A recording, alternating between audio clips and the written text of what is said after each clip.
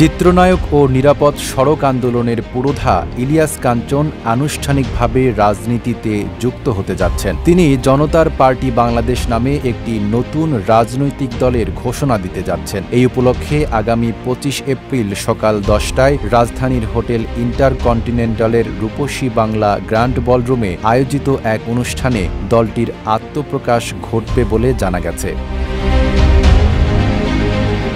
১৯৯৩ সালে সড়ক দুর্ঘটনায় স্ত্রী জাহানারা কাঞ্চনকে হারানোর পর থেকেই ইলিয়াস কাঞ্চন দেশের সড়ক নিরাপত্তা নিয়ে সোচ্চার হয়ে ওঠেন। তিনি নিরাপদ সড়ক চাই নামক একটি সামাজিক আন্দোলন শুরু করেন, যা ব্যাপক জনসচেতনতা সৃষ্টি করেছে। দীর্ঘদিন সামাজিক অঙ্গনে সক্রিয় থাকার পর এবার তিনি সরাসরি রাজনৈতিক ময়দানে পা রাখছেন।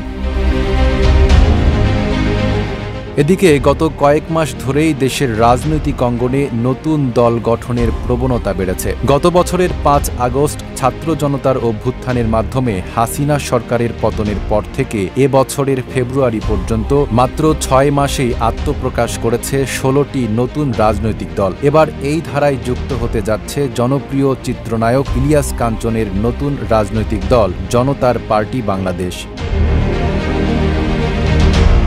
নাঈম আরাবী, ঢাকা পোস্ট।